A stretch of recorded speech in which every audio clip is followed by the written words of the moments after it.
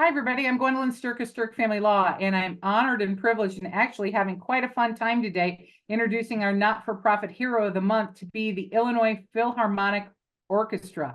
And I'm so pleased and honored to have Christina Salerno with. Hi, Christina. How are you today? Hi, I'm well. Thanks so much for inviting us into your space. Thank you. Well, tell us a little bit about what the IPO, the Illinois Philharmonic Orchestra, provides to our community. Awesome. So IPO is a professional orchestra. We actually started in 1954 as a community-based group. So we're celebrating our 70th anniversary, bringing music to the community. For about 46 years now, we've been a professional group, fully professional. And we have a series of concerts that happens on the main stage at Trinity Christian College at their Ozinga Chapel, where we have orchestras from anywhere from 55 players all the way up to 80. We actually did Beethoven 9 last May. That included, I think, 80 players and another 55 singers, and was really fantastic. We play all the old favorites, old masters. We also try to bring a lot of composers that people would not have known so much about, usually because they've been underrepresented throughout the history of especially our country, but Western classical music as a mode as well. And so we try to bring those composers forward, and then we do a lot of American music and some popular things. At Trinity, we perform starting in September every year and usually have one concert per month going until May. And then we also are going to be partnering with Governor State University this year for a first time in a long time. We're excited to be back there, and we're doing a Sweeney Todd production with them and some singers that are coming in to do some musical theater. So that's our main thing that we do, but we do so much more. We also do chamber music, so groups of artist-led concerts that are usually anywhere from 3 to 7 musicians. And those we predominantly do at Olympia Fields Country Club over the summer. We have a Olympia Fields Country Club concert series that starts actually June 13th of 2024. And those concerts are only 50 minutes long, great opportunity to be outside, usually weather permitting, underneath a lovely tent, and hear some great music. Again, varied things. Sometimes it's all classical, sometimes we've got some jazz going on, have featured both our musicians and some outside groups. And then we perform in the community a lot. We'll be at the Fine Arts Fair for Frankfurt this weekend, and then we're also going to be at Flossmoor Chamber Night, which is a 4th annual thing that we do free outside, so people can bring their families, bring a picnic, walk around, enjoy the company and the music. So we do lots of performances, and then in addition to that, we have a whole nother side of us, which is really about arts education, specifically for elementary, middle, and high school students. And we're in schools a lot, doing everything from coaching to kind of side-by-side performances where the youth performers perform with our professional performers. Try to just bring music anywhere we can. We go into libraries as well and do a story time and music presentation for preschoolers even. So anything that we can do to amplify the musical underpinnings of people in our community is something that we're engaged in and trying to help promote. And it's absolutely a wonderful promotion because music is so essential to get yourself into a different frame of mind. There's so much stress in this life. Even traffic bothers us these days, right? And right now, the cicadas are really irritating us. But you go and listen to music and your mind is free and you're in a whole new plane. I think that is another function that we don't give a lot of credit to. So what do you try to do? Do you guys strive to create that alternative for people in our community?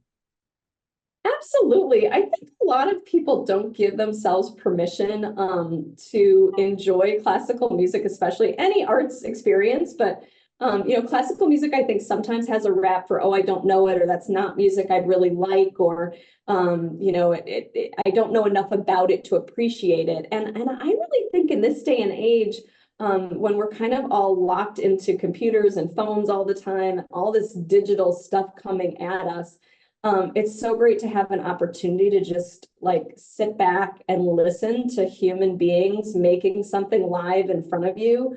Right. That really you can kind of come at with your own whatever that is. And for me, a lot of times when I'm going to a concert, I feel like, oh, gee, it's something I want to go do tonight, but you got to get yourself there or wherever it is. But once you sit down and your body can just like relax and get embraced by the sounds that are around, it's really amazing. Like your mind kind of drifts in different places. Sometimes it drifts to things you need to do, but sometimes it drifts like just in a plane of just being. And so I always come out a lot more refreshed after having those experiences. In some ways it is kind of like a meditation. And there's really no rules that go with that. And I think even in this day and age for kids, the ability for them to kind of have some moments where they're kind of clued on things that are about other people and not just about like their direct needs right away, also helps them find pathways that your mind starts thinking other things that you could be doing, that later on you're able to actually address. So I think it's a wonderful thing. Absolutely. And, I had an experience in law school that has sat with me through, I'm 35 years out, but I had a professor in law school who said to us, when you're in that complex case or even getting through law school and you need to regroup, go to the symphony, because 2 hours there will clear your mind and you will probably come out on the other end with the answer. Isn't that interesting? Absolutely. And it really is true because you can escape. And I think one of the most key things that you said is watching the people live play and having all of this come together and be beautiful, right? That's really the essence of the beauty of it. It's just amazing what it can do. So, people are listening today and they're thinking, okay, so it sounds like I could go to concerts, but I know there's a lot of different other ways that you can support as well. So why don't you tell us about what are our options in the community to become involved with you, maybe by joining, tell us what our opportunities and expectations might be. Yeah, absolutely. So you can always come see a concert. Check out our website. It's ipomusic.org. You can see all the different opportunities to come, bring your family to a afternoon or a morning concert that's free outside, and that kids can run around, or you can bring a chair and feel like you're there and ready to listen. And then you can come also to our main stage concerts. We always are selling single tickets to things that are for, paid tickets for. But we also have things like subscriptions. So you get a really reduced rate if you actually subscribe to the season. Our concerts are really special in that if you subscribe, so you're getting basically a package deal for a number of concerts in a row. If you do that, not only do you get a discount, but also you can exchange within the package to different concerts. So for instance, if you buy a regular subscription and you can't come to October at all, you can actually change those October tickets to September and just bring more friends to September or something like that. So it's very, very flexible, and is also, I think, for in this time to be able to say, like, on the calendar, yes, this is what I'm planning to do on such day, is nice if you can do that. But of course, if you just pop by, that's great. And then, of course, we're always looking for volunteers. We need people to usher for us. We need people to, help stuff envelopes sometimes, to help with our special events. We do gala presentations and fundraising events. Of course, we're a nonprofit arts organization, so we're always looking for money. That's not going to change. We, pay our musicians, and we think that's really, really important, and we'd love to pay them more. But the cost of having, 80 musicians up on stage is vastly outnumbered by how much we can actually get in ticket revenue on any one concert. And that's just the nature of how the arts work in this country. So anyone who would love to give a donation, we take them big and small, and are very appreciative of all of them. And also be an advocate, I think, in your community. If you are someone that has any relationship with local public schools or local government, tell your schools that the arts are important to you. Here at IPO, we're really about elevating all arts, even though we really work in the classical music space. But all of it is great. And not only, as you were saying, your law professor told you to to listen to classical music to kind of free your mind. All of the different creative avenues that we have make us the people that we are. And I think leads to, you know, if people have more and more access to those arts things early on, they become more creative thinkers. They also are able to think outside the box a little bit more. So I think advocating for the arts in your local community and supporting them is really important. I couldn't agree more. You know, and music, there's a lot of studies that are out now about the effects it has from, you know, childbirth through your childhood, and then even as you become an older adult, how it can have its healing characteristics, right? So a lot of things to think about.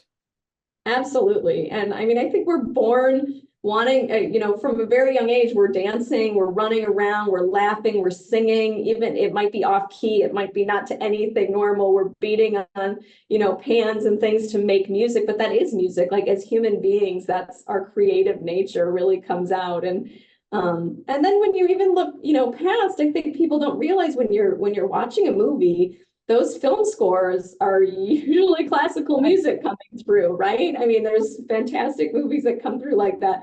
When you go into a building that you're really, you know, inspired by, a lot of times you'll find out that there's architects and designers and artists that have come together to make those things. And a lot of those people have had music training at different points in their lives as well. And it is all intertwined, and art is a part of us as human beings. Right. And I do think that it brings you together because it acknowledges, you know, it's really that coming together to create that masterpiece, right? Whether that be sound or whatever form of art it is, it's so important. So, you know, especially in this post-COVID era, right? We kind of lost some of our values for some of those things, I think, and coming out and seeing that live performance just can really change your perspective. So I appreciate your time today, Christina. It's been so wonderful to hear about the different programs. Where should somebody go to learn more about the IPO? Yeah, definitely. You can go to our website, ipomusic.org. So that's for Illinois Philharmonic Orchestra music.org.